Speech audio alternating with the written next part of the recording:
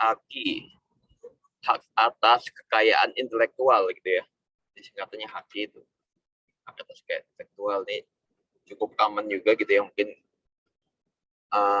kalian semua udah sering mendengar tentang apa sih itu haki gitu kan. Tapi mungkin saya ingin tahu juga nih apa sejauh mana gitu ya pengenalan terhadap haki. Kira-kira ada yang bisa ngasih gambaran nggak sih haki itu apa sih sebenarnya? Barang apa sih haki itu? Apa yang disebut dengan haki? Ada yang bisa ngasih gambaran nggak? Silakan. Izin, Mbak. Ya, silakan Fadil. Menurut saya hak kekayaan intelektual itu hak eksklusif atas penciptaan karya, Pak, supaya karya itu tidak diklaim oleh pihak lain dan disalahgunakan, Pak. Oke. Hak ini bersifat intangible asset, Pak, Ini, dan didaftarkan ke direktorat. nih, bahasanya bahasa hukum banget nih. Oke dah. Intangible berarti dia benda tidak bergerak ya, benda tidak berwujud ya, Fadil ya. Iya, Pak. Dia tadi apa? Biar tidak diklaim dan tidak disalahgunakan itu maksudnya apa, Fadil? Tidak dikomersilkan gitu, Pak, oleh pihak lain. Jadi kalau ada yang make harus bayar royalti gitu, Pak. Oke, Kalau ini hak berarti cipta itu. ya sudah dapat gambaran secara umum ya mengenai haki itu apa tadi, benar banget yang disampaikan oleh Fadil ya. Hak atas kekayaan intelektual. Kekayaan intelektual itu tadi ya disebut suatu benda tidak berwujud, suatu kekayaan yang tidak berwujud, suatu benda yang tidak berwujud. Jadi kalau kita dulu belajar hukum perdata gitu ya, kan dapat juga kan hukum perdata itu ada benda tangible, ada intangible asset, ada macam-macam bendaan ya. Ada benda bergerak, ada benda tidak bergerak gitu ya. Masing-masing memiliki karakteristiknya sendiri gitu kan. Nah ini intangible asset itu salah satunya haki gitu ya. Selain ada beberapa lainnya seperti piutang itu kan intangible asset juga atau benda tidak bergerak juga. Ini hak yang melekat pada seseorang gitu ya, hak yang melekat. Jadi ini hak kebendaan, hak yang melekat gitu ya. Ini melekat pada seseorang, ini hak seseorang gitu. Sehingga ketika sama kayak benda gitu, benda itu kan kita misalkan benda bergerak, benda tidak bergerak, ada kepemilikannya atas masing-masing benda tersebut gitu ya. Kalau benda bergerak, kepemilikannya dengan apa? Bezitter yang menguasai benda bergerak, dialah pemiliknya. Atau misalkan benda tidak bergerak, kepemilikannya melalui penguasaan atas surat-surat atas benda tidak bergerak tersebut gitu ya. Nah, tadi benda bergerak itu Bejit yang memegang itu yang menguasai atau yang memiliki, kecuali kendaraan bermotor ya. Dan motor sama title haknya ada di surat gitu ya. Nah ini sama nih, intangible asset gitu ya. Title-nya ada di karakteristik dari masing-masing hak atau kekayaan intelektual itu sendiri. Jadi secara perdata sebenarnya memang ini bagian dari hukum perdata juga gitu ya. Udah ada pengaturan hukum perdata. Di mana kalau kita merampas hak tersebut dari orang lain pun ada sanksinya gitu ya kan. Seperti kata Fadil, yang apa nggak boleh diklaim oleh pihak lain gitu ya, diklaim apalagi dikomersialkan gitu kan, karena itu sebenarnya hak hak yang melekat pada diri seseorang sama seperti ketika kita memiliki hak atas benda yang bergerak gitu ya, atau hak atas benda yang berwujud gitu ya. Nah ini jadi kalau kita lihat gitu ya, semua produk gitu ya, hampir semua produk di market gitu ya mengandung kekayaan intelektual gitu ya, mengandung kekayaan intelektual yang berbeda-beda, mengandung kekayaan intelektual yang berbeda-beda. Nah ini dari satu benda yang sering kita jumpai sering sekali gitu ya, handphone gitu ya.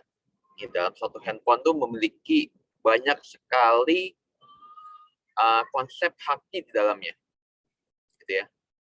Ini bisa disebut nggak kira-kira apa aja sih yang ada di, mungkin kalau kalian sudah ya sedikit familiar dengan haki itu, kira-kira apa sih yang ada di sebuah handphone itu, kira-kira hakinya apa aja dari sebuah barang gitu ya, dari suatu barang gitu ya. Ada nggak kira-kira bisa nyebutin? Bapak Ada izin berapa panah-panahnya? Iya, Pak. Gimana Putih? ada hak cipta, Mm-mm. ada mereknya, ada desain industrinya, ada paten, ada desain tata letak sirkuit terpadu. Kamu Ada, dapat apa kata Putih? saya dapat ada modul haki, Pak. Iya, Nanti iya, iya.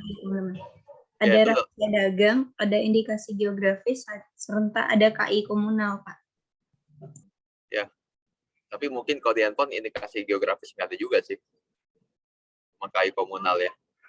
Tapi setidaknya ada berapa haki di dalam suatu handphone gitu ya. Ada patennya.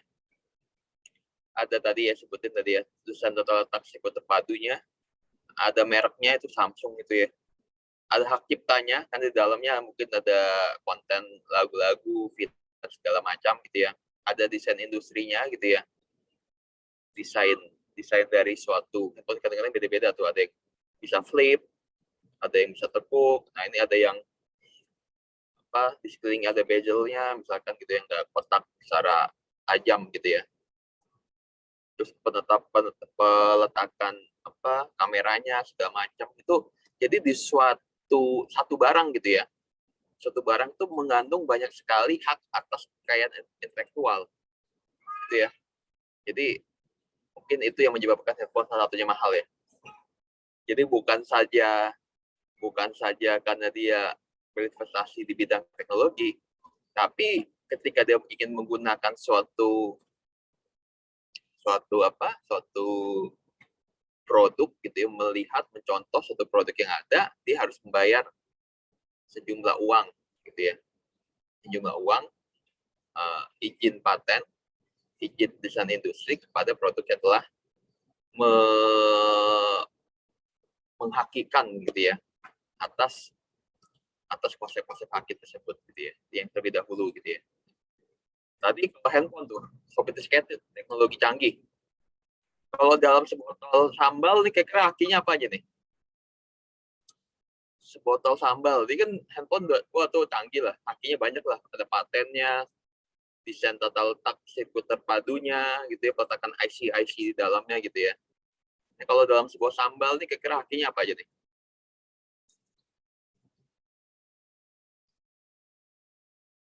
Merek dagangnya, Pak. Terus apa aja? Resepnya, Pak. Resepnya gitu ya. Desainnya, Pak. Ya, sebuah sambal ini ternyata mengandung banyak hak atas kekayaan intelektual gitu ya. Ada patennya, ada mereknya, ada desainnya, desain dari botolnya, ada rahasia dagangnya tadi racikan bumbu-bumbu yang memberikan cita rasa khas di sambal ini gitu ya. Ada hak ciptanya juga mengenai logonya dan macam-macam gitu ya. Jadi kira-kira hak itu menguntungkan, memberikan benefit kepada masyarakat atau tidak? Memberikan, Pak. Benefit bagi penciptanya, Pak. Bagi yang nggak pencipta? Oh, benefit juga, Pak. Apa tuh Putih? Ya buat penciptanya benefitnya apa, yang buat usernya apa, konsumennya apa benefitnya?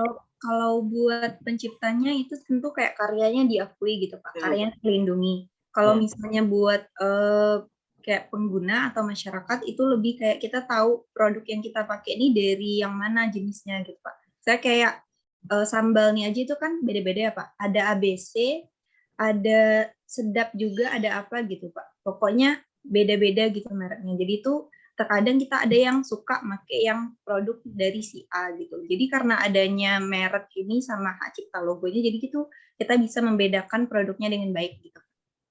Ya. Untuk diferensiasi produk gitu ya, kalau dari sisi konsumen gitu ya. Oke, kalau dari sisi penciptanya memang ini memberikan perlindungan pada penciptanya ya gitu ya.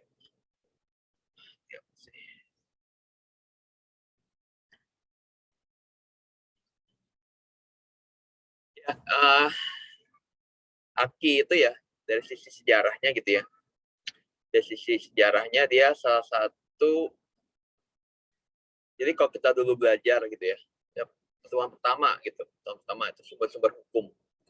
Jadi ada macam-macam sumber-sumber hukum gitu kan. Ada jurisprudensi, ada ya undang-undang, ada jurisprudensi pengadilan, ada doktrin, dan ada juga seperti perjanjian internasional gitu ya. Nah, haki itu salah satu sumber hukum gitu ya, undang-undang yang berasal dari perjanjian internasional gitu ya, yang kita turunannya itu dari WIPO gitu ya, World Intellectual Property Organization gitu ya, organisasi internasional gitu ya, di bidang haki, WIPO. Memang haki itu gitu ya, itu berasal dari, jadi negara-negara gitu ya di dunia internasional itu didorong gitu ya oleh organisasi tersebut gitu ya untuk menandatangani perjanjian-perjanjian di bidang haki, dan kemudian untuk disusun gitu ya, diratifikasi dalam bentuk undang-undang di dalam hukum nasional mereka masing-masing gitu ya. Jadi hukum itu ada yang bersumber dari dalam negeri gitu ya, dari dalam negeri gitu ya, kebutuhan dari dalam negeri, pasti kebutuhan misalkan ya macam-macam ya, hukum yang berasal dari dalam negeri gitu ya, atas kebutuhan misalkan sekarang lagi mau ada RUU kekerasan dalam rumah tangga misalkan kayak gitu kan, jadi melihat ada kebutuhan dari masyarakat seperti ini gitu ya, kemudian sedang disusun RUU-nya gitu ya. Nah, ini haki ini adalah hukum yang berasal dari perjanjian internasional gitu ya tadi ya. Dorong memang Indonesia agar menjadi salah satu negara yang ikut menandatangani gitu ya perjanjian ini. Haki ini banyak menimbulkan pro dan kontra memang gitu ya, pro dan kontra. Dari sisi hukum gitu memang dia memberikan perlindungan yang kuat bagi para pencipta suatu produk atau teknologi gitu ya. Tapi di sisi lain gitu ya, haki ini sebenarnya karena dia berasal dari luar ke dalam gitu ya, dari luar negeri ya komunitas internasional, terutama negara-negara maju gitu ya, ke dalam negara berkembang. Agar apa? Agar produk-produk mereka terlindungi oleh haki di negara-negara berkembang gitu ya. Ini kontranya dulu.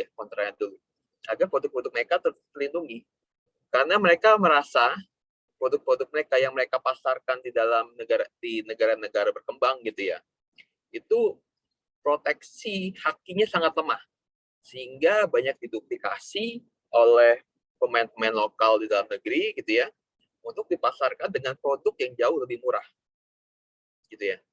Jadi itu salah satu konsep utama gitu ya. Nah, ini banyak juga tadi ya, selain itu ya, ini makanya kadang-kadang memberikan unfairness-nya di situ. Negara berkembang merasa haki itu seperti monopoli dari negara maju gitu ya, monopoli dari negara maju, yang mana dengan adanya haki itu harga dari produk-produk itu menjadi terjangkau gitu ya. Negara maju itu memaksakan playing field yang sama antara masyarakat di negara maju dengan masyarakat di negara berkembang gitu ya. Yang mana negara berkembang pada saat tersebut gitu ya merasa sebenarnya ada ya banyak beberapa ya relaktan gitu ya, karena memaksakan playing field yang sama antara masyarakat di negara maju dengan negara berkembang. Padahal negara berkembang itu butuh sokongan, butuh dukungan. Mereka butuh agar teknologi dari negara maju itu teknologinya tidak disembunyikan sedemikian rupa atau tidak diberikan paten sedemikian rupa, sehingga ketika negara maju ingin melakukan alih teknologi gitu ya, ingin mengembangkan teknologi yang sama, mereka bisa secara terbuka mempelajari, secara terbuka memproduksi, dan secara terbuka mengembangkan produk ataupun teknologi dari negara maju tersebut gitu ya. Tapi rejim haki ini seperti memproteksi hal tersebut gitu ya. terutama kalau kita bicara mengenai masalah kesehatan. Itu misalkan dulu Joseph E. Stiglitz, kalau kalian tahu tuh salah satu peraih Nobel Ekonomi dari Amerika gitu ya. Dia dulu orang World Bank. Dia sangat memprotes penerapan haki di negara-negara berkembang. Penerapan haki secara sama gitu ya, secara equal antara negara maju dengan negara berkembang. Jadi haki ini sifatnya worldwide ya. Dia protes karena harga obat-obatan gitu ya. Padahal misalkan dia mencontohkan sering banget ya, mencontohkan negara-negara Afrika yang membutuhkan obat-obatan segala macam dalam yang dengan harga yang murah gitu ya. Tapi dengan rejim haki ini, obat-obatan tersebut dilindungi oleh paten, sehingga produsen-produsen lokal di negara-negara Afrika tuh nggak bisa memproduksi obat-obatan yang sama yang untuk dibutuhkan oleh masyarakat mereka dengan harga yang terjangkau. Mereka harus beli lisensinya terlebih dahulu kalau ingin memproduksi obat-obatan sama. Padahal itu hal yang dibutuhkan oleh masyarakat di negara tersebut gitu ya. Jadi itu membuat harga obat-obatan pun tinggi segala macam gitu ya. Ini yang dahulu banyak dikomplain gitu ya, mengenai haki gitu ya. Sering dulu ada demo-demonya gitu ya mengenai penerapan haki. Nah, tapi terlepas dari itu semua gitu ya, pro dan kontra hal tersebut gitu ya. Tapi haki ini memang memberikan proteksi, perlindungan, memberikan hak gitu ya, hak lebih kepada para penciptanya gitu ya. Benefitnya banyak sekali haki gitu ya. Benefitnya banyak sekali. Bagaimana kalian gitu ya menciptakan sebuah lagu, sebuah karya yang kemudian beberapa hari kemudian, apalagi dengan perkembangan keterbukaan informasi saat ini gitu ya, kemudian beberapa hari kemudian karya kalian tuh diduplikasi oleh orang lain yang kemudian dia gunakan tanpa seizin kalian ataupun bahkan dikomersialkan gitu kan.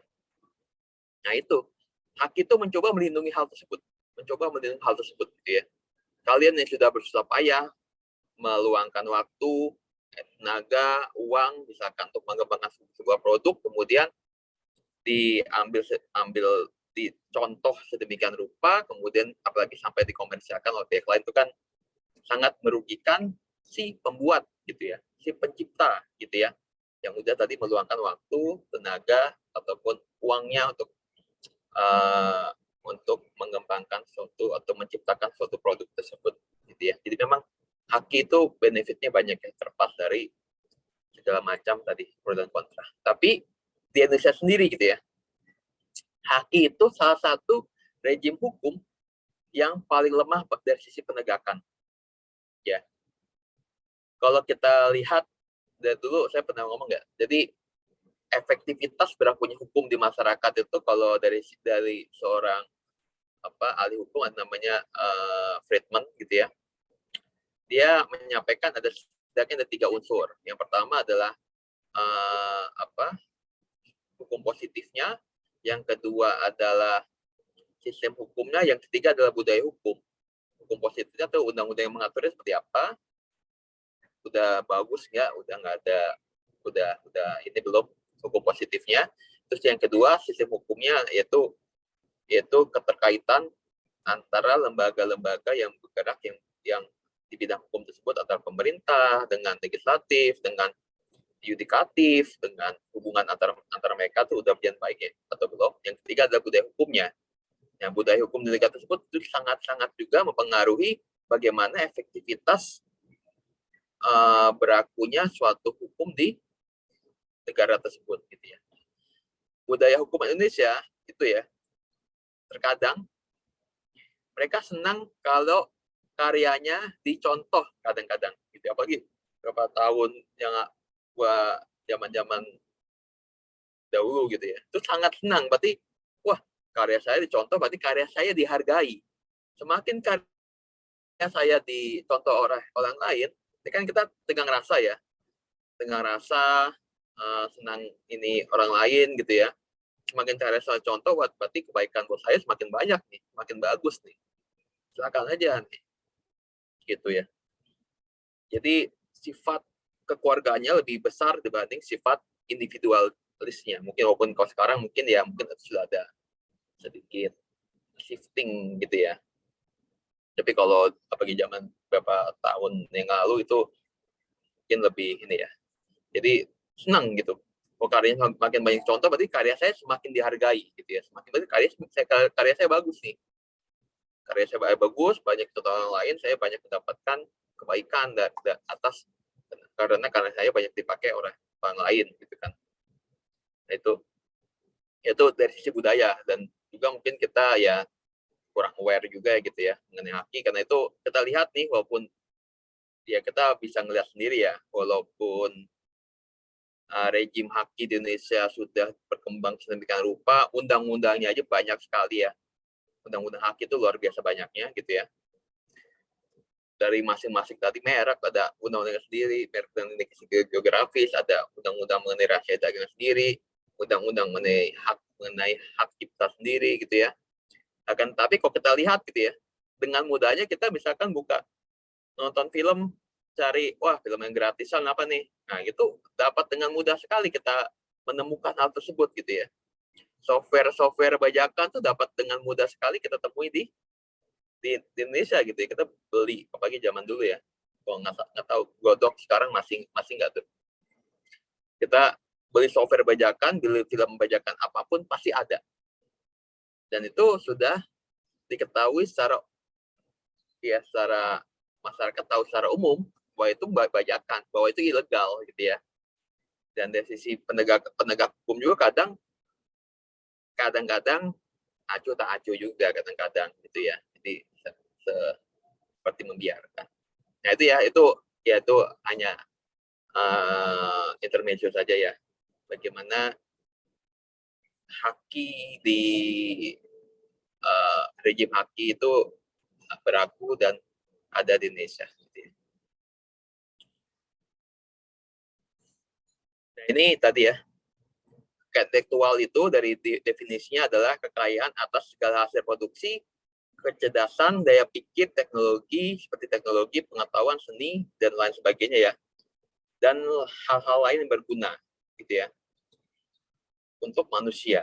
Inti dari haki adalah hak untuk menikmati secara ekonomis hasil dari suatu kreativitas intelektual manusia tanpa gangguan dari pihak manapun, gitu ya.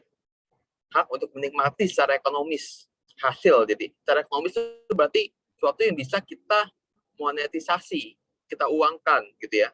Hasil dari suatu kreativitas, hasil produk olah pikir intelektual manusia tanpa adanya intervensi dari pihak manapun. Atau kalau suatu pihak ingin menggunakan, tentu saja ada prosedur-prosedur yang harus mereka lalui terlebih dahulu ya, untuk dapat menikmati hasil dari suatu olah pikir manusia tersebut ya.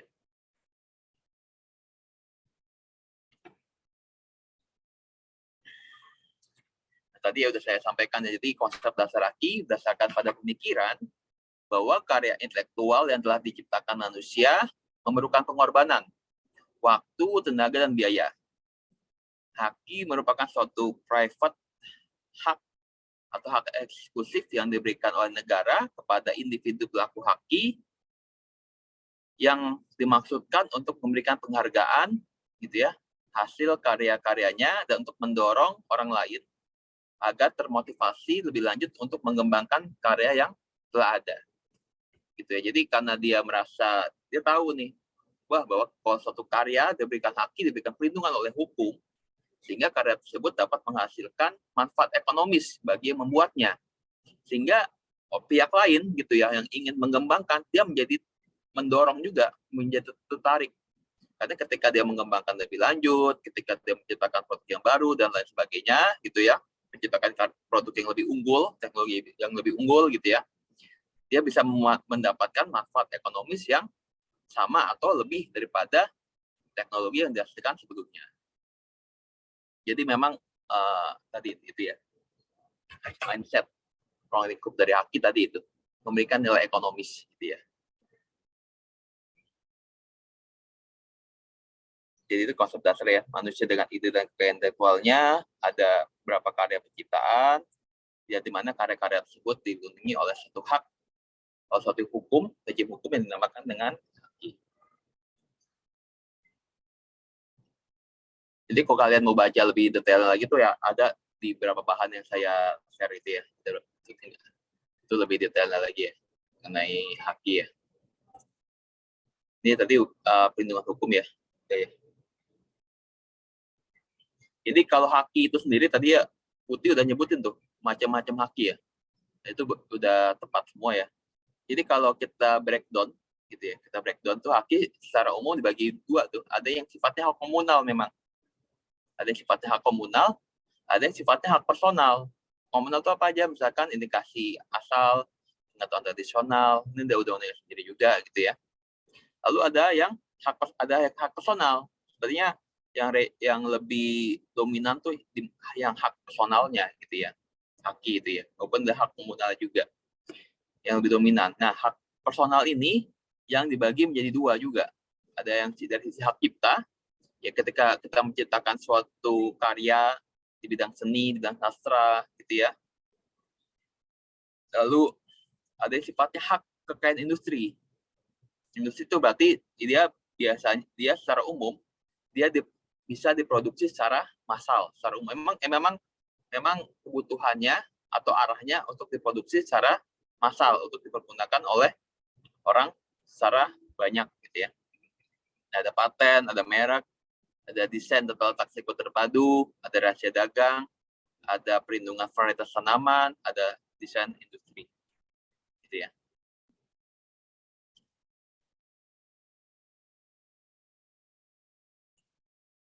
Nah, ini kalau kita lihat secara umum gitu ya. Secara umum tadi ini nggak semuanya menampung gitu ya. Tapi dari beberapa haki yang ini ya, yang major gitu ya. Hak cipta, paten, desain industri, merek gitu ya. Hak cipta itu subjeknya atau yang membuat dinamakan dengan pencipta, musik, karya, lagu, karya seni gitu ya, tulisan segala macam itu dilindungi oleh hak cipta. Lalu ada paten, desain industri dan merek gitu ya, inventor, mendesain atau pedagang atau pengusaha gitu, merek gitu ya. Lalu dari sisi objeknya hak cipta tadi ya, macam-macam ya karya gitu ya. Lalu paten itu teknologi, desain industri itu desain penampilan suatu produk, merek ya kita tahu bersama ya, simbol barang perdagangan dan barang dan jasa. Lalu skema perlindungannya hak cipta itu deklaratif tanpa pendaftaran. Jadi pertama kali kita ciptakan itu haknya langsung menempel kepada penciptanya. Lalu paten, desain industri dan merek itu sifatnya konstitutif, yaitu melalui pendaftaran terlebih dahulu untuk dapat diberikan perlindungan atas hak tersebut. Gitu ya. Jangka waktu perlindungannya seumur hidup hak cipta, walaupun meninggal gitu ya, dapat ditambah 70 tahun lagi. Ini panjang sekali hak cipta ya. Lalu paten dibagi dua, paten biasa dan paten sederhana. Paten sederhana itu pengembangan lebih lanjut dari satu produk gitu ya. Itu 10 tahun, kalau paten biasa itu 20 tahun. Lalu desain industri 10 tahun, merek itu 10 tahun yang dapat diperpanjang. Jadi dan ada lagi misalkan rahasia dagang. Rahasia dagang itu dia sepanjang masa. Nggak ada batas waktunya, unlimited. Nah, ini sistem perlindungan haki gitu ya. Secara umum ada dua gitu ya. First to invent dan first to file gitu ya. Jadi first to invent itu adalah tadi misalkan hak cipta. Jadi yang pertama kali menciptakan nanti tinggal pembuktiannya. Misalkan ada sengketa haki gitu ya. Siapa yang sebenarnya memiliki hak atas kekayaan intelektual atau hasil karya tulis segala macam itu, nanti tinggal pembuktiannya saja gitu. Oh, ini saya udah pernah share ke teman saya, ada tanggalnya, tanggal misalkan share pakai WhatsApp, ini ada tanggalnya WhatsApp. Yang orang tersebut dia baru bikin YouTube sebulan kemudian gitu. Jadi sebenarnya hak atas karya tersebut adalah penciptanya adalah saya, nanti dilihat gitu ya, siapa sebenarnya adalah yang memegang hak tersebut. Jadi first to invent, nanti tinggal pembuktiannya saja. Jadi memang menyimpan pembuktian gitu ya dalam suatu, kalau memang kita benar-benar ingin melindungi karya kita tuh sangat penting gitu ya. Tanggal publikasi, tanggal ini segala macam sangat penting. Gitu ya. Lalu ada lagi yang first to file. First to file.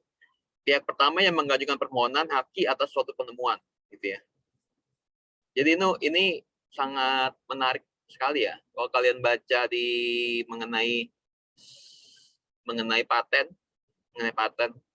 yang ada di yang modul haki itu ya, mengenai paten itu ya, itu beberapa penemuan yang luar biasa di dunia gitu ya, itu ternyata hanya mengenai masalah waktu kapan mendaftarkan. Alexander Graham Bell terhadap bohlam lampu, lalu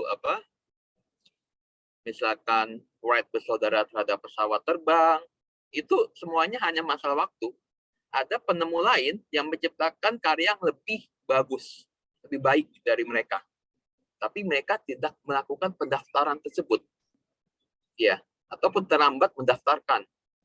Sehingga akhirnya dunia mengenal mereka sebagai penemu atas barang produk tersebut. Itu ada di modul haki itu ya, ada itu.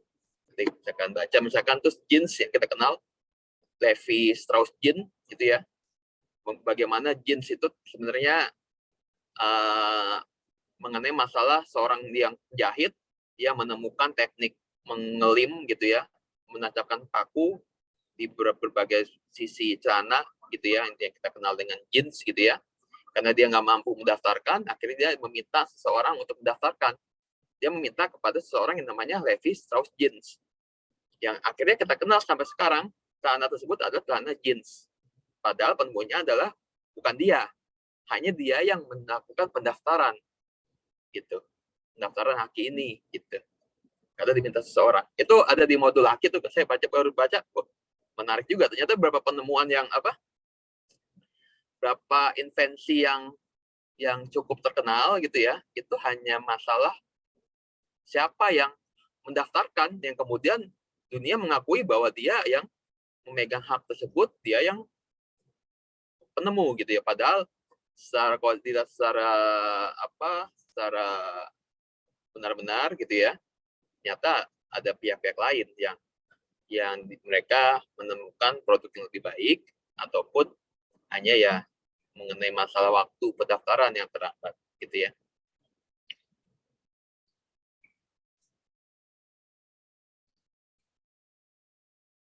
Ini first to file, yang pertama kali mendaftarkan dia memiliki hak gitu ya, first to file.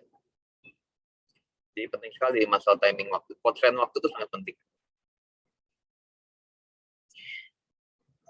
Lalu tadi ini ya, ini udah objek dengan haki dan macam-macam gitu ya, paten hak cipta dan lain-lain, dan selain ini pun ada macam-macam lagi gitu ya.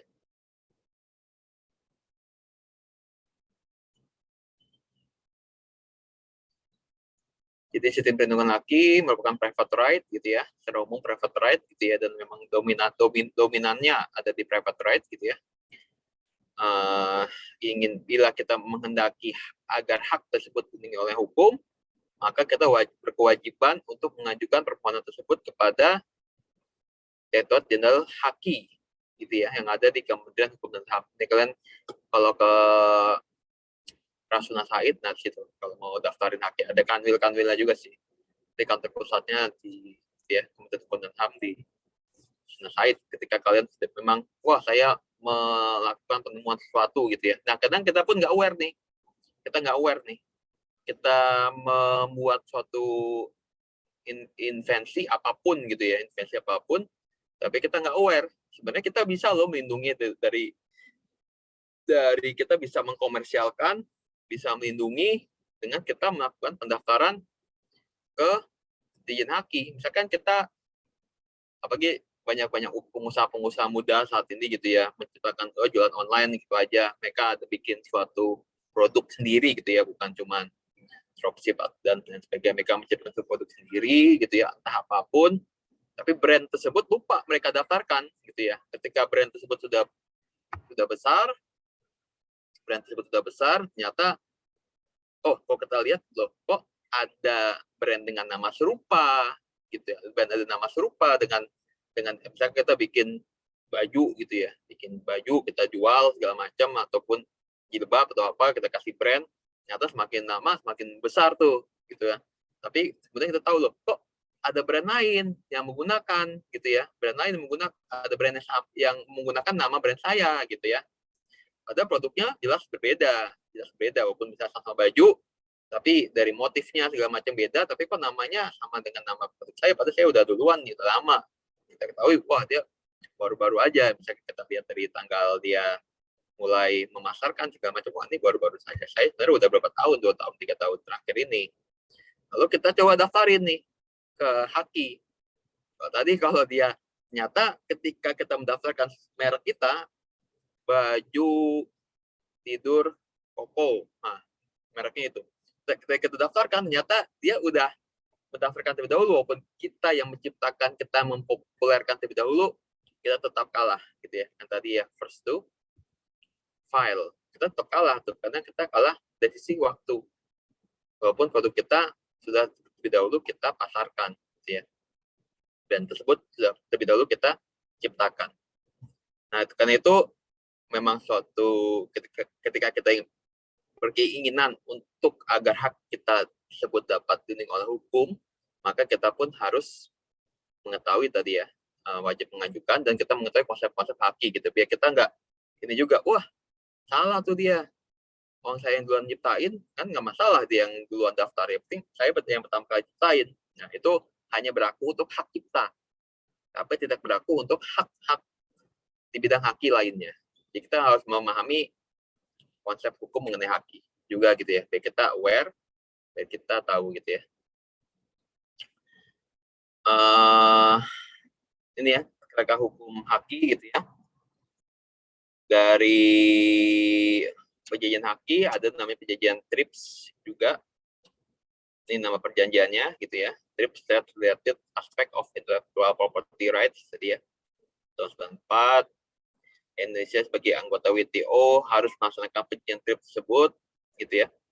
Dan berdasarkan perjanjian TRIPS tersebut, maka seluruh peraturan undang-undang Indonesia tentang haki harus sudah disesuaikan pada tahun 2000.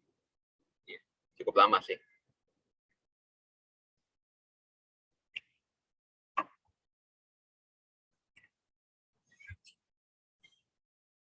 Ini tadi ya, hak itu berasal dari luar ke dalam gitu ya, berasal dari luar. Jadi memang suatu produk hukum yang berasal dari suatu perjanjian internasional ataupun dari keanggotaan Indonesia sebagai komunitas internasional gitu ya. Dan ini di sini dari WTO, keanggotaan Indonesia di WTO. WTO itu salah satu ini apa? Pengkhususan ataupun badan yang ada di dalam PBB ya. World Trade Organization.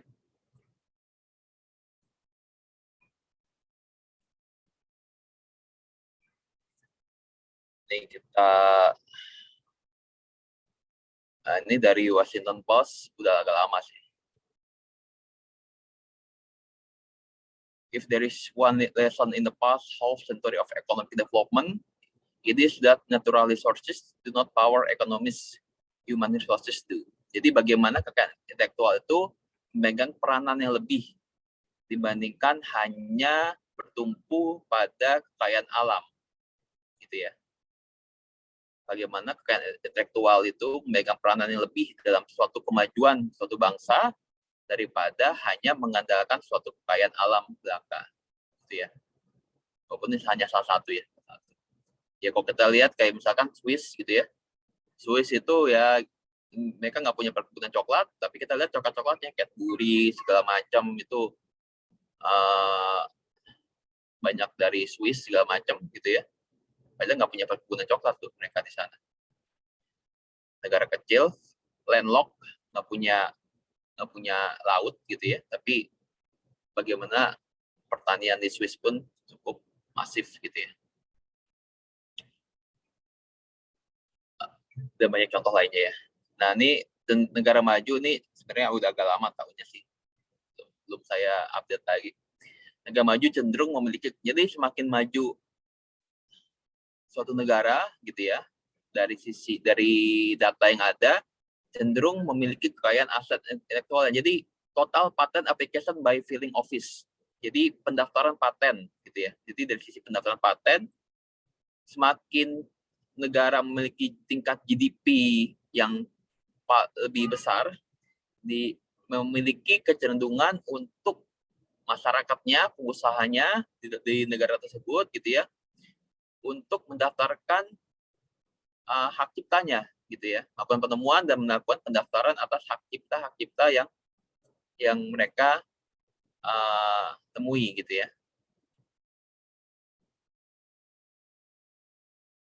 Dan ini suatu kewajaran ya, suatu kewajaran. Semakin tinggi industri di suatu negara, berarti kan dia tingkat pengembangan teknologinya, patennya, tingkat penciptaan tingkat penciptaan produknya segala macam. Di sana ada tadi ya, satu produk itu ada banyak hakinya gitu ya. Bahkan di satu botol saus tadi mengandung berbagai macam konsep dari hak cipta gitu ya. Jadi memang semakin maju negara, semakin GDP-nya semakin besar, tentu saja salah satunya di drive oleh perkembangan atau pengembangan kekayaan intelektual di bidang ya tadi, di bidang penciptaan suatu produk, barang dan jasa gitu ya. Yang posisi Indonesia ini udah agak lama sih, agak lama ya. Kita masih agak di ya middle ya, middle one gitu ya, dari 144 negara itu negara yang terdaftar di PBB ya. Mungkin sekarang udah meningkat ya. Nah, kita ke macam-macam jadi sebenarnya hak cipta gitu ya. Hak eksklusif pencipta yang timbul secara otomatis berdasarkan prinsip deklaratif setelah suatu ciptaan diwujudkan dalam bentuk nyata tanpa mengurangi pembatasan sesuai ketentuan peraturan undang-undangan. Ini contohnya Walt Disney ya, yang sebagai pemilik hak cipta dari Mickey Mouse melarang pihak yang tidak berhak menyebarkan salinan tokoh kartun Mickey Mouse atau menciptakan karya yang meniru tokoh tikus tersebut. Namun tidak melarang penciptaan atau karya seni lain mengenai tokoh tikus secara umum. Jadi memang identik ya. Dia spesifik mengenai apa gitu ya. Jadi dia tidak membatasi hak lain di bidang yang sama gitu ya. Ini sebenarnya monopoli juga ya kalau hak. Dan ini kalau kita lihat di Indonesia gitu ya. Tadi makanya mungkin kita hak ini salah satu rejim hukum yang mungkin ya belum ada penelitiannya secara mendetail juga, yang tingkat penegakannya salah satu yang paling lemah gitu ya. Padahal kadang-kadang udah begitu jelas gitu ya. Kalau kita Mickey Mouse sendiri ya, di Indonesia gitu ya, begitu banyak produk Mickey Mouse yang beredar yang kita tahu itu ilegal gitu ya. Yang kita tahu itu ilegal, dia tidak menghormati hak cipta gitu ya, tidak menghormati hak cipta, sehingga bisa dipasarkan dengan harga yang jauh lebih murah dibandingkan dengan produk yang memiliki lisensi atas ciptaan tersebut gitu ya. Kalau kita dari sisi konsumen ya tentu saja kita nggak peduli laki-laki kadang gitu kan, mana yang lebih murah gitu ya kita ambil gitu kan, mana yang lebih murah kita ambil. Makanya barang-barang KW di Indonesia itu begitu sangat beredar gitu ya. Kalau negara maju sangat sulit tuh kita menemukan barang KW itu benar-benar sulit gitu ya. Di online aja sulit. Online aja ya mungkin ada, tapi agak memang sulit mencarinya. Apalagi yang misalkan kalau di Indonesia kita ke Harko, kita ke Godok sekarang udah agak sepi sih, Godok gitu ya. Atau di berbagai macam mall gitu, kita bisa dengan mudah menemukan barang-barang KW, barang-barang ilegal tuh dengan sangat mudah. Kalau negara maju tuh hampir nggak ada lah kayak gitu ya. Di yang tempat-tempat terbuka, mungkin kalau online sih mungkin ada, tapi ya butuh nyari yang butuh effort lebih lah gitu ya.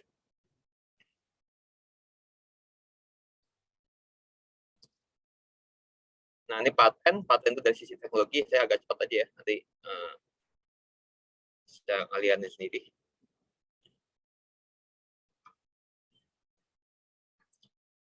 Ada hak eksklusif yang diberikan oleh negara kepada inventor atas hasil invensinya di bidang teknologi. Gitu ya.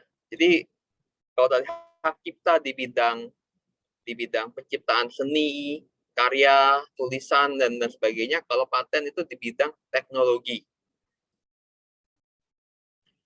Lalu ada merek gitu ya. Satu tanda yang berupa gambar, nama, kata dan lain sebagainya yang memiliki daya pembeda dan digunakan dalam kegiatan perdagangan barang atau jasa. Itu yang disebut dengan merek. Gitu ya. Ini tadi ya, kata Putih untuk membedakan antara merek satu dengan merek lainnya memang harus ada. Antara produk satu dengan produk yang lainnya harus ada yang namanya merek. Gitu. Jadi ketahuan nih mana yang memiliki kualitas. Karena kita masyarakat sudah familiar dengan produk tersebut berdasarkan dari pembedaan dari sisi merek. Lalu desain industri, ini contohnya, ini jam itu gambarnya ya. Ada suatu kreasi tentang bentuk, konfigurasi, atau komposisi garis atau warna, atau gabungan daripadanya yang berbentuk 3 dimensi, yang memberikan kesan estetis atau keindahan. Jadi intinya adalah, dia desain industri itu memberikan kesan estetis atau keindahan. Kalau tadi paten mengenai teknologinya, gitu ya, hak cipta mengenai ciptaan gitu ya, ciptaan lebih sifatnya karya gitu ya. Kalau desain industri itu ciptaan mengenai bentuk, konfigurasi dan lain sebagainya yang memberikan kesan estetis atau keindahan. Lalu desain tata terpadu, ada suatu produk dalam bentuk jadi atau sengaja jadi yang di dalamnya terdapat berbagai elemen dan sekurang-kurangnya satu dari elemen tersebut adalah elemen aktif yang saling berkaitan serta bentuk secara terpadu dalam sebuah bahan semikonduktor yang dimaksudkan untuk menghasilkan fungsi elektronik, gitu ya, kayak chip dan sebagainya gitu ya. Lalu rahasia dagang adalah informasi yang tidak diketahui oleh umum di bidang teknologi dan atau bisnis, mempunyai nilai ekonomis karena berguna dalam kegiatan usaha dan dijaga kerahasiaannya. Berguna dalam kegiatan usaha dan dijaga kerahasiaannya, itu kata kuncinya rahasia dagang. Lalu indikasi geografis, ada tanda yang menunjukkan daerah asal suatu barang yang karena faktor lingkungan geografis masuk faktor alam, manusia atau kombinasi dari kedua faktor tersebut memberikan ciri dan kualitas tertentu pada barang yang dihasilkan.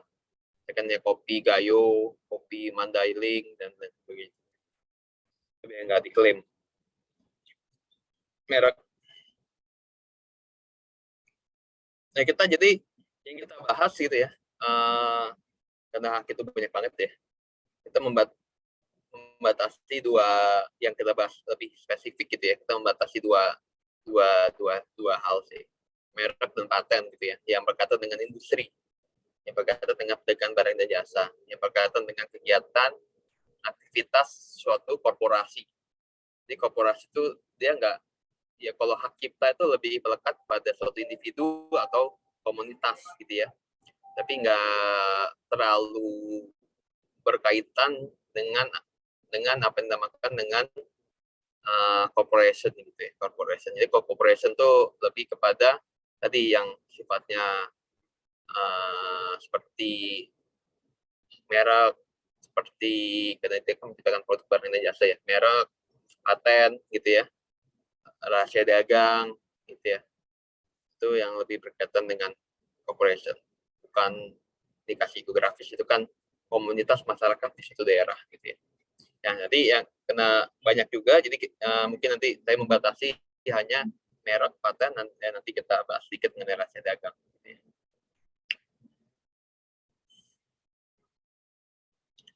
Merek kayak kita tahu ya, merek ini kelihatan tulisannya nggak sih, kecil-kecil ya.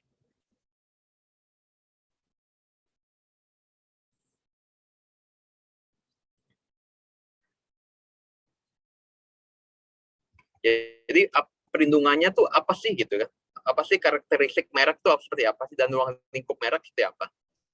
Lalu perlindungan yang diberikan cara memberikan perlindungan dan perlindungan yang diberikan oleh suatu hukum haki itu seperti apa sih? Lalu gimana sih ada misalkan peralihan hak atas merek tersebut seperti apa? Itu lalu tata cara pendaftarannya. Dan itu mungkin yang akan kita pelajari ya. Nah, dari sisi karakteristik gitu ya. Merek itu apa sih gitu ya? Apa sih yang disebut dengan merek itu?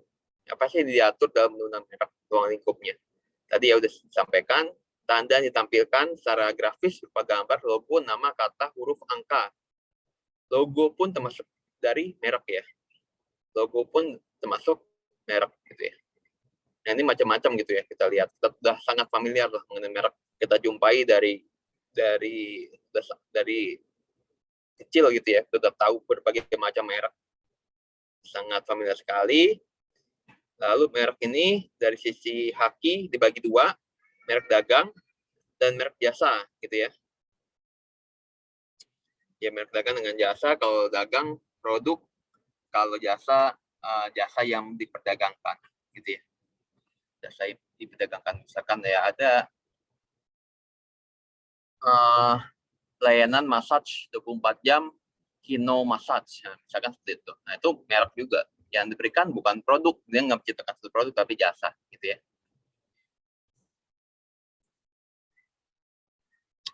Hak atas merek ada hak eksklusif yang diberikan oleh negara kepada pemilik merek yang terdaftar untuk jangka waktu tertentu dengan menggunakan sendiri merek tersebut atau memberikan izin kepada pihak lain untuk menggunakannya, gitu ya. Merek terdaftar dapat perlindungan hukum untuk jangka waktu 10 tahun sejak tanggal penerimaan dan dapat diperpanjang untuk jangka waktu yang sama. Jadi maksimal bisa 20 tahun, ya.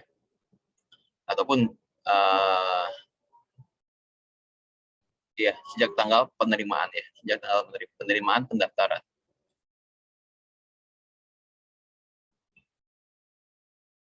Lalu ada nanti kita bahas mengenai persamaan pada pokoknya itu menyebabkan merek itu diterima atau ditolak untuk didaftarkan gitu ya, untuk diberikan perlindungan.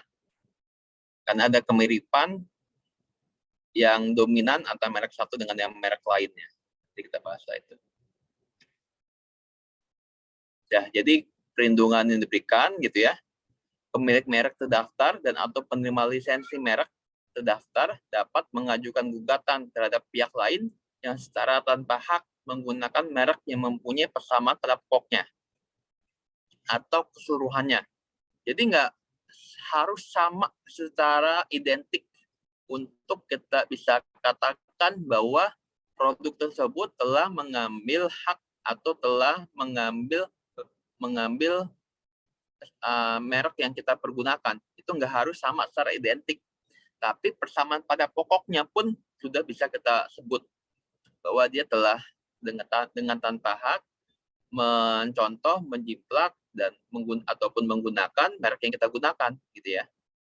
Nah, dalam hal ini pihak yang dirugikan atau pemilik merek yang terdaftar tersebut dapat mengajukan gugatan ganti rugi ataupun meminta kepada pengadilan, sini pengadilan niaga ya, kalau dan haki itu untuk agar pihak yang merugikan tersebut dapat menghentikan semua perbuatannya, gitu ya, yang berkaitan dengan penggunaan merek tersebut. Gugatan sebagaimana dimaksud dapat pula diajukan oleh pemilik merek terkenal, gitu ya, berdasarkan putusan pengadilan.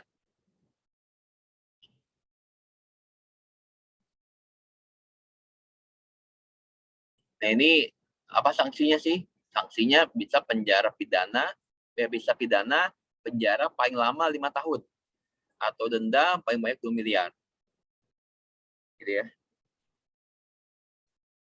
Yang menggunakan merek yang sama pada keseluruhannya. Jadi sama, identik gitu, identik. Logo-logonya mirip. Misalnya McDonald, ya sama McDonald juga gitu kan. Nah, tapi kalau dia menggunakan merek yang mempunyai persamaan pada pokoknya dengan merek terdaftar, mirip nih, McDonald jadi McDon. Nalnya nggak ada, tapi M juga. Di bawahnya tulisannya McDon. Nalnya nggak ada gitu ya. Nah, itu kan kayak mengkelabui konsumen. Nah, itu pidana penjara paling lama 4 tahun dan denda paling banyak 2 miliar. Dendanya sama, penjaranya cuma kurang 1 tahun aja. Lalu setiap orang yang memperdagangkan barang dan atau jasa yang diketahui atau patut diduga mengetahui bahwa barang dan atau jasa tersebut merupakan hasil tindak pidana, maksudnya ketika ada distributor gitu ya, misalkan yang dia memperdagangkan gitu ya, atau ada dia membeli satu produk kemudian dia pasarkan kembali gitu ya, yang dia harusnya mengetahui bahwa produk tersebut sebenarnya produk yang ilegal. Nah, ini dia dapat dikenai pidana juga gitu ya. Pidana kurungan paling lama 1 tahun atau denda paling banyak 200 juta. Nah, ini ya. Nah,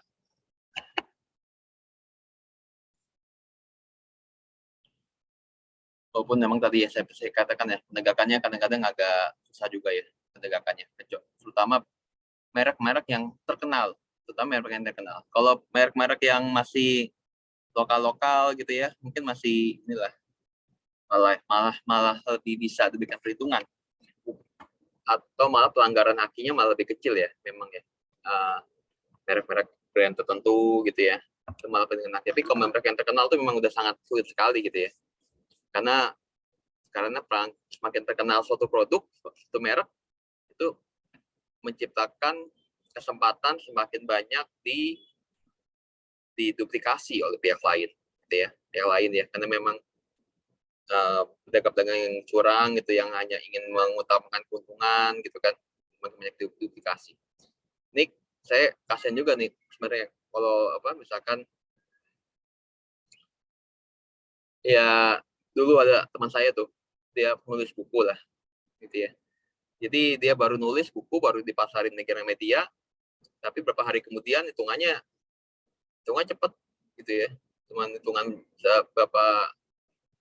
berapa hari gitu ya, setelah dipasarkan itu di Shopee, di Tokopedia udah beredar bukunya dia, novel gitu ya, udah beredar bukunya dia dengan harga yang jauh lebih murah. Dia dipasarin, ditaruh di Gramedia 100 ribuan, dipasarin di Shopee 20 ribu gitu kan. Dan dilihat dari sisi jumlah berapa lama gitu ya, lihat dari sisi kuantitas penjualan antara di marketplace tersebut gitu ya, dengan yang dipasarkan di tempat yang legal gitu ya, itu jauh lebih tinggi dipasarkan di tempat yang di marketplace yang oleh orang yang tidak bertanggung jawab tersebut gitu ya. Itu lebih tinggi gitu kan. Padahal dia nggak mendapatkan apa-apa gitu ya, padahal dia udah meluangkan waktu segala macam untuk menciptakan hal tersebut, kemudian diduplikasi, dijiplak karyanya gitu ya, dijual dengan harga yang jauh lebih murah, karena kan kalau ilegal dia nggak usah bayar, ya nggak ada pajaknya gitu ya, nggak ada bayar royaltinya kepada yang ciptain, nggak usah bayar pembagian keuntungan kepada tempat yang misalkan ke Gramedia kan kita ada bagi share keuntungan juga ya antara Gramedia dengan kita sebagai penulis gitu ya, ataupun pada penerbitnya gitu kan, itu kan ada bagian sharing juga, bagian keuntungan ya. Tapi itu bukan merek ya, itu buku ya, tapi kurang lebih ya itulah kenapa hak itu walaupun dengan berbagai pro dan kontranya memang sangat penting sekali untuk dilindungi.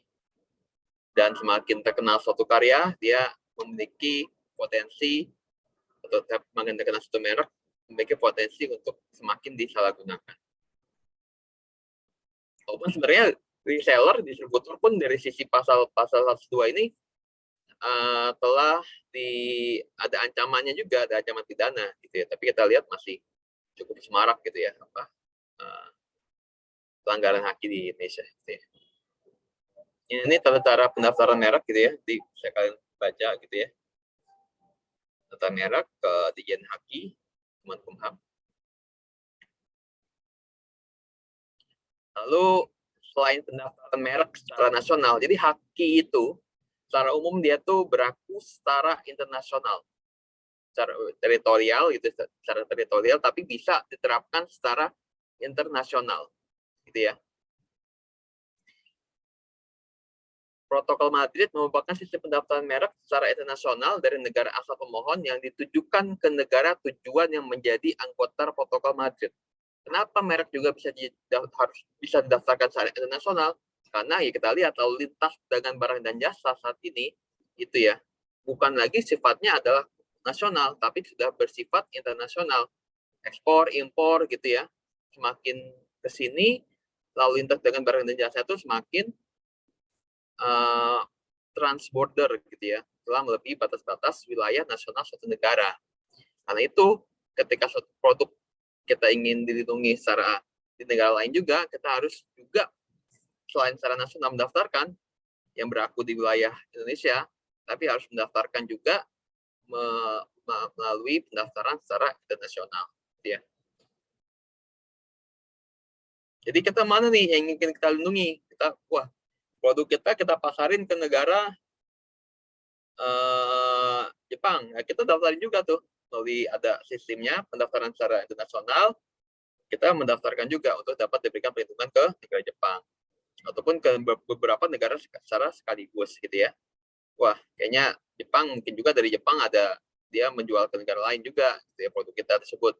Ya kita daftarin di Jepang, di Korea Selatan, ataupun di Cina, ataupun negara Asia. Bisa kita daftarkan ke beberapa negara secara sekaligus. Gitu ya.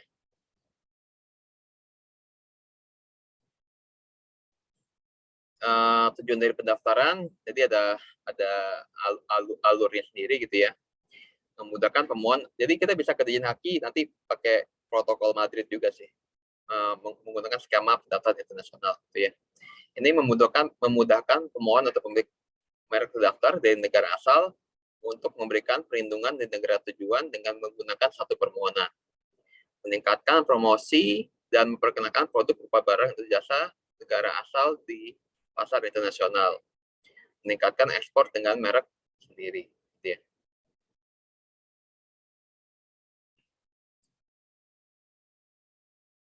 Jadi kita mendaftarkan juga ke Dirjen Haki, nanti dari Dirjen Haki itu ke WIPO, World Intellectual Property Organization tersebut, lalu dari WIPO ini dia semacam ini ya, dia memverifikasi segala macam gitu ya.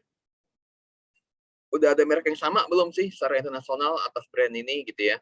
Lalu dia ketika memang sudah dipenuhi secara macam persyaratannya, dia mendaftarkan kantor-kantor merek ke DJKI atau kantor-kantor Haki di negara-negara tujuan gitu ya, didaftarin.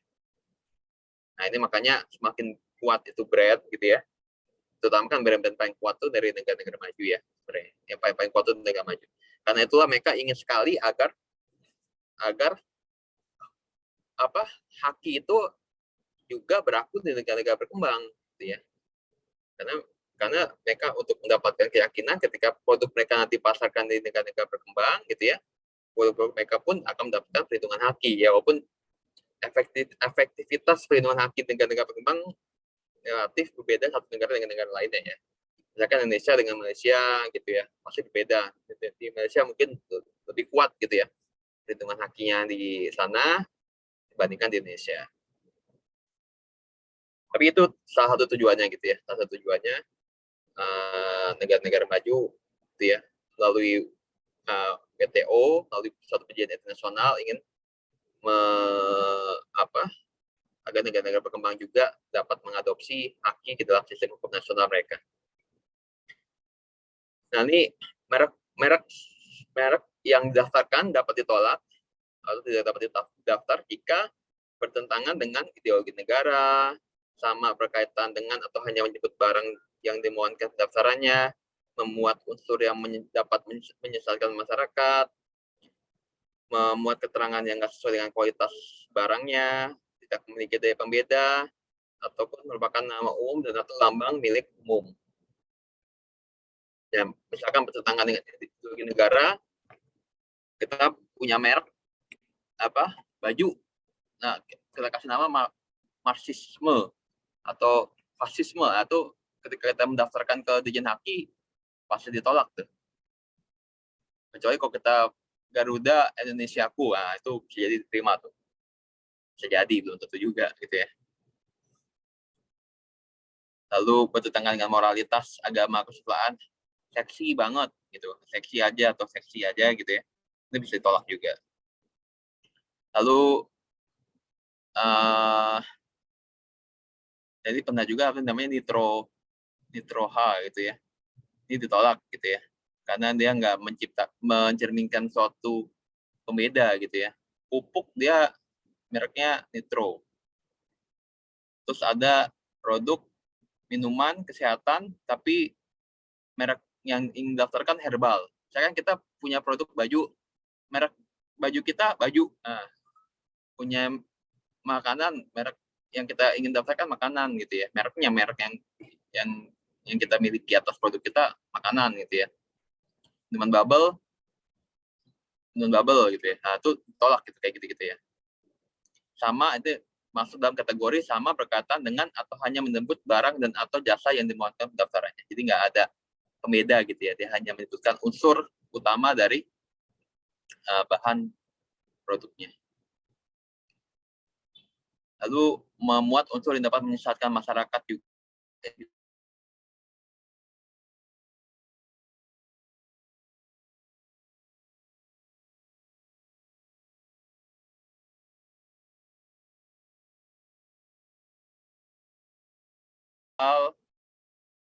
Gitu ya. Yang tolak karena dia ada kuota premium, meningkatkan vitalitas. Nah, ini kita nanti bisa dibaca sendiri ya. Dan memiliki daya pembeda juga bisa ditolak gitu ya. Ataupun merupakan nama umum dan atau lambang milik umum gitu ya. Ini bisa tolak juga. Jadi saya baru tahu juga kalau ada yang coba mendaftarkan merek dengan lambang lampu lalu lintas segala macam gitu ya, tanda penyeberangan gitu. Memang macam-macam ya orang ya.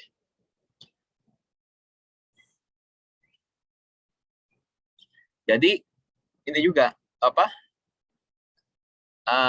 Ketika ada inilah kadang ya. Ketika ada suatu merek terkenal yang dia bahkan merek terkenal ya, yang dia bahkan belum mendaftarkan secara internasional hakinya atas merek tersebut ya, merek terkenal ya di negara tujuan gitu ya. Tapi karena dia dianggap sudah terkenal, kita tuh nggak bisa lagi mendaftarkan merek yang kurang lebih sama, walaupun sama pada pokoknya aja nggak boleh tuh. Louis Vuitton gitu ya, kita itu misalkan Louis Vuitton itu belum didaftarkan di hakinya Indonesia gitu ya, belum daftar internasional gitu ya, belum daftarkan. Tapi kita karena dia dianggap terkenal gitu ya, kita nggak bisa menggunakan merek yang kurang lebih sama dengan merek tersebut gitu ya. Kita ganti logonya, lambangnya dikit gitu ya, si Louis Vuitton, tapi kita ganti itu nggak boleh karena dianggap bisa menyesatkan masyarakat karena merek tersebut sudah dikenal oleh masyarakat. Ini perlindungan yang diberikan oleh rejim haki terhadap merek terkenal. Nah, ini contoh persamaan pada keseluruhannya, ini hampir sama semua gitu ya. Bar Nival gitu ya. Lalu ya ini mirip-mirip ya. Ada Melek, Coffee Melek, kayak gitu ditolak juga. RB, RNB, contoh persamaan pada bunyi atau fonetiknya pun ditolak gitu ya. RNB gitu ya, tolak juga dan segala macam ya. Kita skip aja. Ada McDonald's, ada Macaroni, ada juga kayak gitu ya.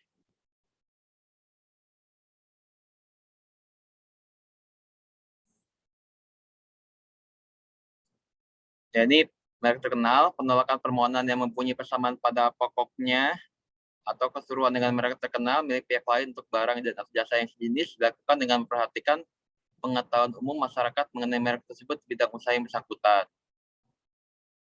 Reputasi merek tersebut yang diperoleh karena promosi yang gencar dan besar-besaran, investasi di berbagai negara di dunia yang dilakukan oleh pemiliknya, dan disertai bukti pendaftaran merek dimaksud di beberapa negara. Nanti kalau merek terkenal dia nggak butuh daftar di suatu negara, tapi bisa dilindungi brand atau merek tersebut, gitu ya. Ini kita skip aja. Nah, karena tadi disebut gitu ya, karena haki ini merupakan salah satu barang tidak berwujud intangible, tapi dia merupakan barang. Barang itu ada perlindungan dalam hukum perdata kita. Dan barang tersebut pun dapat beralih atau dialihkan. Itu sama seperti barang pada umumnya. Berdasarkan pewarisan, wasiat, wakaf, hibah, perjanjian, atau sebab lain yang dibenarkan oleh peraturan undang-undang ini kurang lebih sama. Gitu ya, dapat dialihkan gitu ya. Karena hal-hal dimaksud gitu ya. Nah, ini ada lisensi. Jadi lisensi itu adalah izin yang diberikan oleh pemegang hak atau pemilik hak pada pihak lain melalui suatu perjanjian gitu ya, untuk menggunakan hak eksklusifnya tersebut.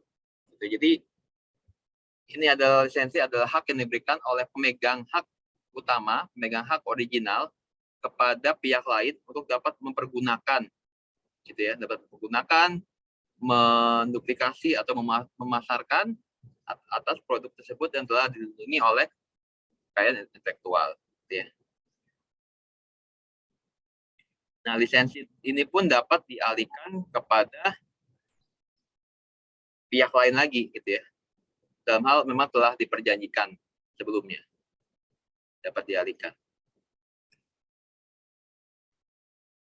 Nah, pemilik merek terdaftar dapat memberikan lisensi kepada pihak lain untuk menggunakan merek tersebut, baik sebagian maupun seluruhnya.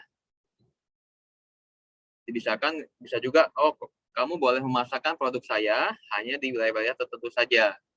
Itu bisa juga. Atau hanya produk saya, misalkan kita produk di bidang tekstil, ada baju celana, oh bajunya saja yang saya berikan lisensi. Itu kamu boleh memasarkan celananya, saya berikan lisensi kepada pihak lain lagi, itu boleh saja. Gitu ya pun kita batasi teritorialnya.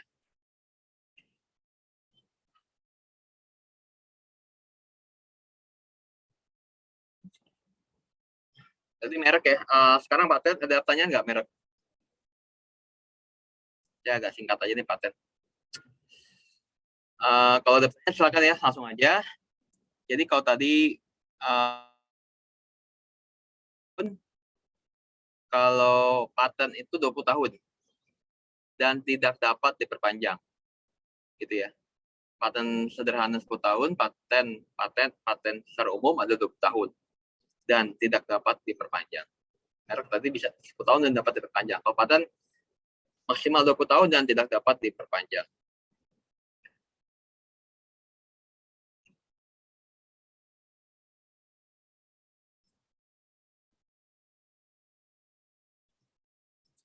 Paten adalah hak eksklusif yang diberikan oleh negara kepada inventor atas hasil invensinya di bidang teknologi untuk jangka waktu tertentu melaksanakan sendiri invensi tersebut. Pemegang paten adalah inventor sebagai pemilik paten, pihak yang menerima hak atas paten tersebut, atau pihak lain yang menerima lebih lanjut hak atas paten tersebut yang terdaftar dalam daftar umum paten.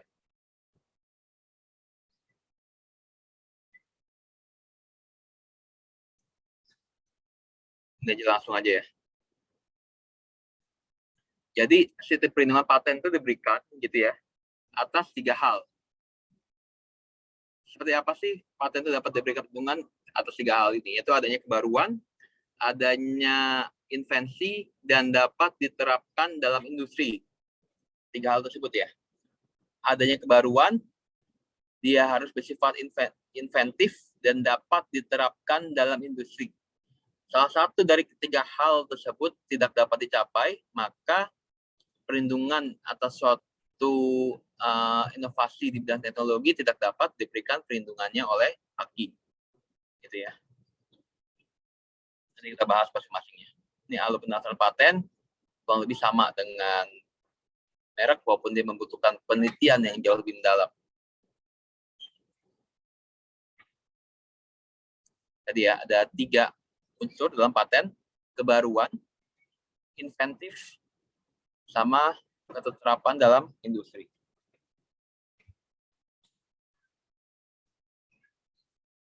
Apa yang dimaksud dengan kebaruan ini?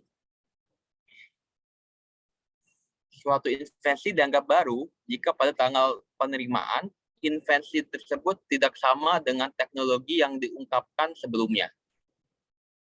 Tidak sama dengan invensi yang pernah diungkapkan sebelumnya. Jadi harus ada perbedaan. Harus ada perbedaan.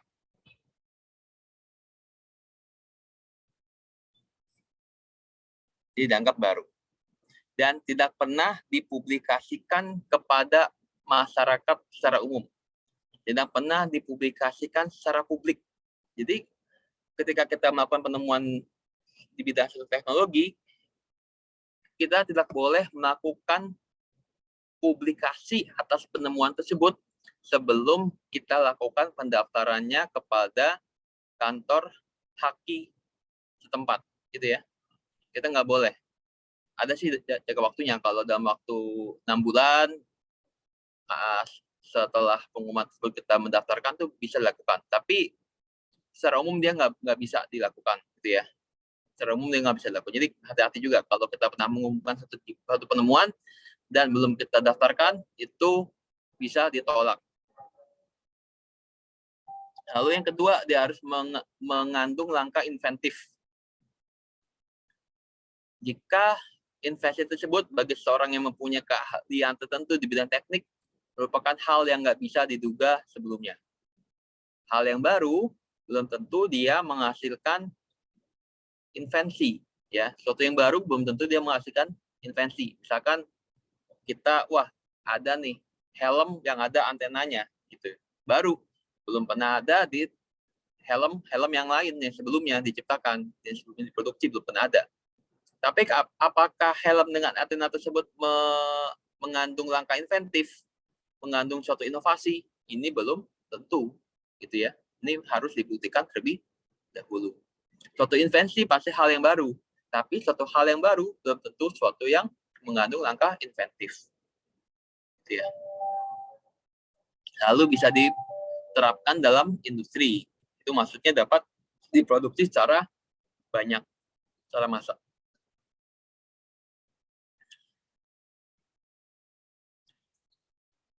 Nah, ini contoh paten, gitu ya.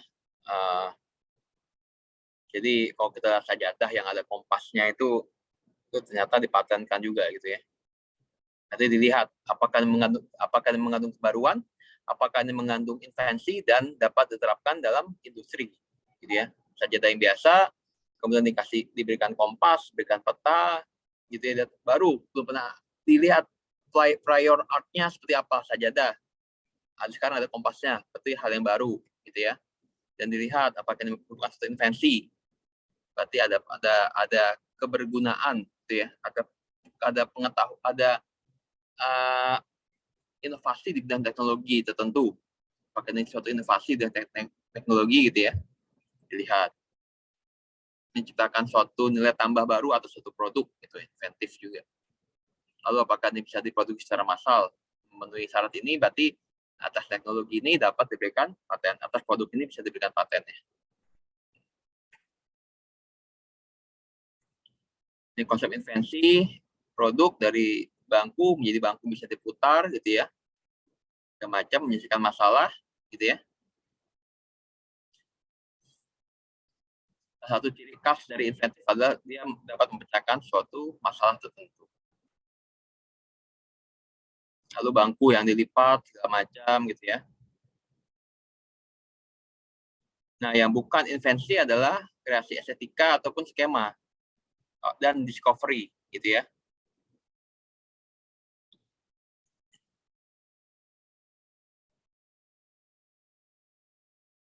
Gelas, misalkan contoh nih gelas tegangan merah, contoh bukan invensi, beda-beda alur di dalam ban, kan ban ada alurnya tuh ya di permukaan bannya. Ada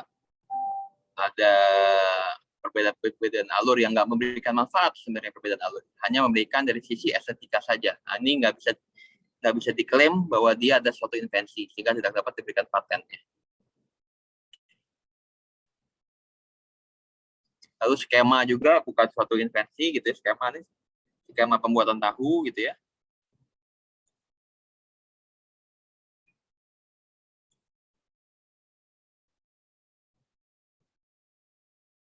Penemuan juga bukan suatu invensi, contohnya penisilin, gitu ya. Penisilin oleh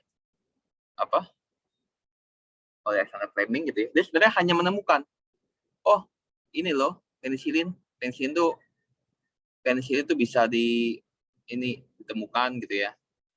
Dari senyawa apa itu bukan, atau Maria Curie dulu ketika menemukan radioaktif ya.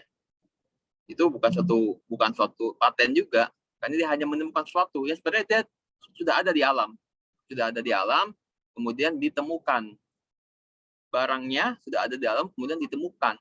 Beda kemudian ketika barang tersebut diekstraksi segala macam, digabungkan dengan unsur senyawa yang lain sehingga menghasilkan suatu manfaat, ya itu bisa dikatakan ada invensi di sana sehingga bisa diberikan suatu paten. Tapi kalau penemuan itu tidak bisa diberikan suatu paten. Penemuan suatu yang sebenarnya sudah ada di alam. Jadi contohnya ya. Ini yang nggak bisa diberikan paten, yang bertentangan dengan moralitas segala macam gitu ya. Teori dan metode di bidang pengetahuan, gitu ya. Proses biologis yang esensial juga nggak bisa juga gitu ya. Makhluk hidup kecuali jasad renik bisa diberikan paten gitu ya. Tapi kalau makhluk hidup itu nggak bisa diberikan paten karena dianggap bukan ciptaan manusia, ciptaan Tuhan gitu ya. Jasad renik yang ada di alam nggak bisa dipatenkan, namun jasad renik hasil rekayasa genetik dapat dipatenkan. Tapi makhluk hidup lain hasil rekayasa genetik gitu ya, apapun tidak dapat diberikan patennya.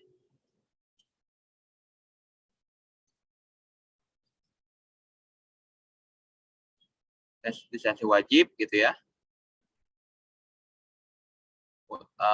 Menteri Hukum dan HAM gitu dapat memberikan lisensi wajib untuk memproduksi produk farmasi yang diberikan paten di Indonesia guna pengobatan penyakit pada manusia gitu ya. Ini produk udah mewabah sekali gitu ya.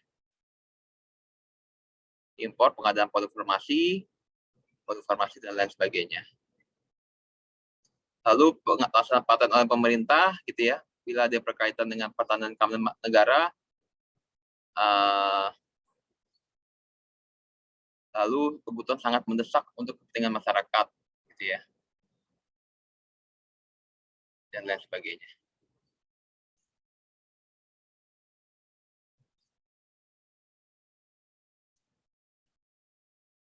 Kita lihat ini salah satu beberapa manfaat haki gitu ya. Manfaat haki, ada pertanyaan nggak mengenai paten? Nah, satu lagi rahasia dagang. Jadi rahasia dagang itu kadang-kadang menjadi pilihan antara paten ataupun rahasia dagang. Jadi ketika suatu suatu pencipta gitu ya, suatu pengusaha, suatu corporation gitu ya, menciptakan suatu produk, barang dan jasa gitu ya, dia berada di antara pilihan apakah produk yang dihasilkan itu akan diberikan rahasia dagang ataukah diberikan paten gitu. Contoh rahasia dagang itu misalkan yang paling terkenal ya, rahasia dagang yang paling terkenal itu misalkan Coca-Cola gitu ya. Coca-Cola itu diberikan rahasia dagang tapi bukan diberikan paten. Dia bisa aja diberikan paten atas formula pembuatan Coca-Cola itu bisa diberikan patennya. Bisa diberikan paten. Kalau skema nggak bisa, tapi kalau formula tuh bisa gitu ya. Skema tuh bentuknya gas-gas besar. Tapi kalau formula tuh bisa diberikan paten gitu ya. Nah, Coca-Cola itu bisa diberikan paten ataupun diberikan perlindungan haki berupa rahasia dagang. Rahasia dagang nggak butuh pendaftaran haki, tapi paten butuh pendaftaran haki. Paten 20 tahun, nggak bisa diperpanjang. Kalau rahasia dagang, dia berlaku seumur hidup gitu ya. Dia berlaku seumur hidup sampai rahasia tersebut dipublikasikan. Itu pilih-pilihannya. Paten ada biayanya, ada biaya perawatan paten kita bayar tiap tahun agar paten kita terus bisa dijalankan, tapi rahasia dagang nggak ada. Dia diberikan perlindungan oleh hukum karena oleh pihak yang membuatnya dia disimpan rahasia atas pembuatan formula tersebut misalkan formula ya. Ini banyak merek terkenal yang dia nggak menggunakan paten tapi menggunakan rahasia dagang. Misalkan tadi saya Coca-Cola, Listerine, itu lalu McDonald, lalu KFC segala macam itu ya. Dia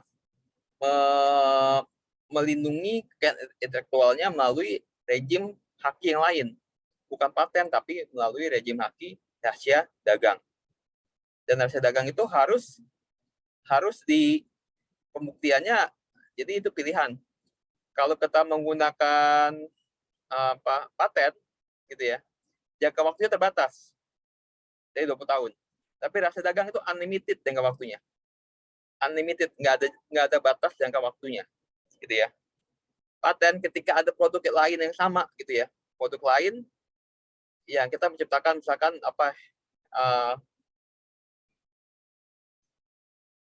helm yang ada angin yang bisa masuk gitu sehingga kepala adem gitu ya. Nah, ternyata ada produk lain seperti itu gitu ya. Ada perusahaan lain yang memproduksi hal tersebut. Kita bisa mengklaim bahwa dia telah melanggar haki karena kita telah menciptakannya terlebih dahulu. Tapi kalau rahasia dagang enggak. Rahasia dagang kita harus membuktikan bahwa pihak tersebut telah menjiplak karya kita secara diam-diam dengan cara yang ilegal. Telah menjiplak cara kita dengan diam-diam. Maksudnya kita rahasiakan tapi dia mencoba mencari tahu apa yang ada dalam rahasia kita, kenapa kita bisa meng-create produk sedemikian rupa gitu ya. Itu rahasia, itu kelemahan, itu kelebihannya paten. Dia perlindungannya lebih kuat dibanding rahasia dagang dari sisi perlindungan. Tapi dari sisi batas waktu, dia mempunyai limited time gitu ya, jangka waktu yang terbatas. Dan rahasia dagang itu harus bisa dibuktikan juga kalau kita benar-benar telah merahasiakan cara membuat produk kita tersebut gitu ya. Misalkan kayak WD-40 yang buat lumas itu dia bisa aja mempatenkan tapi dia melakukan rahasia dagang gitu. Jadi formula untuk membuat pelumas itu dia sembunyikan sedemikian rupa. Kalau kayak misalkan Coca-Cola itu bahkan antara para pendirinya dan sekarang udah keturunan para pendirinya tersebut ada 2 orang gitu ya. Dia menyimpan setengah rahasianya, setengah lagi disimpan oleh yang lain gitu ya. Lalu misalkan KFC gitu ya, itu formulanya itu catat katanya gitu ya. Itu bumbu-bumbunya itu kan tulisan tangannya si Colonel Sanders itu, tulis tangan itu simpan di berangkasnya dilindungi oleh sistem sedemikian rupa gitu ya, itu kayak filmnya SpongeBob gitu ya. Formula rahasianya si Krabby Patty itu rahasia dagang kayak gitu. Yang itu lalu hanya kunci berangkasnya hanya dipegang oleh beberapa top manajemen yang mereka telah dibikin kontrak confidential agreement bahwa mereka nggak akan membocorkan kepada pihak siapapun segala macam. Itu harus dibuktikan bahwa kita menyimpan cara pembuatan formula dengan sedemikian rupa gitu ya. Kalau kita sendiri membocorkan, maka si corporation tersebut yang membocorkan sendiri berarti perlindungan hakinya pun selesai. Tapi perlindungan hak itu diberikan ketika corporation memang memberikan perlindungan rahasia tersebut gitu ya. Itu rahasia dagang.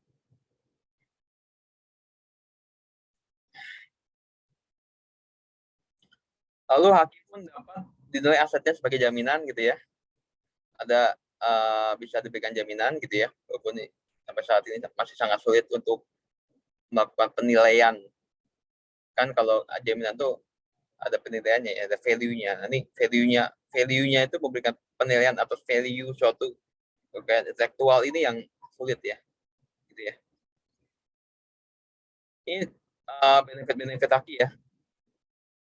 Untuk tadi ya, dapat menghasilkan pendapatan, lalu memicu inovasi atau kreativitas, membentuk image, lalu dapat diberikan asetnya sebagai jaminan, lalu dapat dimanfaatkan bagi para peneliti untuk mencari referensi dalam penelitian yang akan dilakukan, data dan informasi haki dapat diolah dan dipetakan sesuai dengan kebutuhan dan lain sebagainya, gitu ya. Lalu informasi haki yang telah habis masa berlakunya, gitu ya, yang habis masa berlakunya, contohnya paten 20 tahun, gitu ya, dia dapat menjadi public domain yang dapat dimanfaatkan oleh institusi nasional untuk mengejar ketinggalan teknologi dalam rangka mendukung ketahanan industri nasional. sertifikat haki. Mungkin itu ya, saya ada meeting soalnya jam 9. Mohon maaf. Ada pertanyaan nggak? Nanti kalau haki nanti silakan aja dibaca dari modul-modul haki tersebut gitu ya, modul-modul haki. Nanti kalau masih ada yang kurang paham, silakan ditanyakan. Kalau mau tanyakan di sini silakan, ataupun nanti di luar kelas pun silakan, atau di minggu depan juga silakan. Nanti jadi minggu depan kita ke hukum anti monopoli dan persaingan usaha tidak sehat ya. Dan surat berharga juga ada presentasi dari kelompok yang belum gitu ya, di kelompok 6. Nanti hukum anti monopoli juga mungkin saya share bahannya biar bisa dibaca-baca dulu ya. Jadi kita mungkin karena besok ada minggu depan ada presentasi, kan kita tinggal 2 kali pertemuan lagi ya. Minggu depan ada presentasi dan juga kita 2 materi ya. Mungkin jadi saya hanya menyampaikan hal-hal singkat saja mengenai materi yang ada. Nanti semoga bahannya bisa dibaca sehingga kalau ada yang belum dipahami bisa ditanyakan. Itu ya. Ada pertanyaan nggak nih mengenai haki? Silakan. Kalau ya, Mohon izin, Pak, untuk gimana lagi? share materi yang ini, Pak. Oke ya. PPT-nya.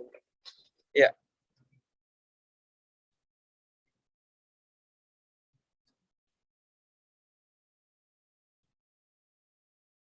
Oke, hadir semua ya. Setelah saya dulu ya. Biar nggak lupa.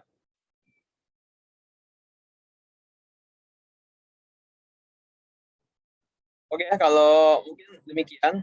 Mohon maaf saya ada keperluan lain, jadi nggak bisa sampai full.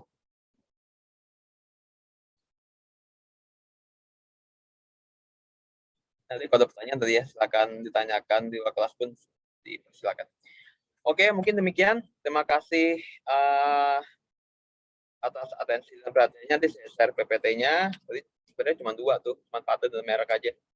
Tapi sebenarnya haki ada banyak, tapi setidaknya yang kalian coba pelajari yang berkaitan dengan industri gitu ya. Mungkin demikian. Ada pertanyaan terakhir? Silakan.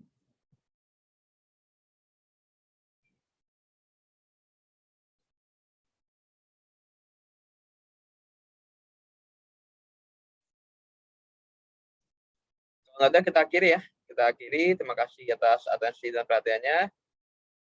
Wassalamualaikum warahmatullahi wabarakatuh. Selamat pagi semua. Salam sehat selalu ya.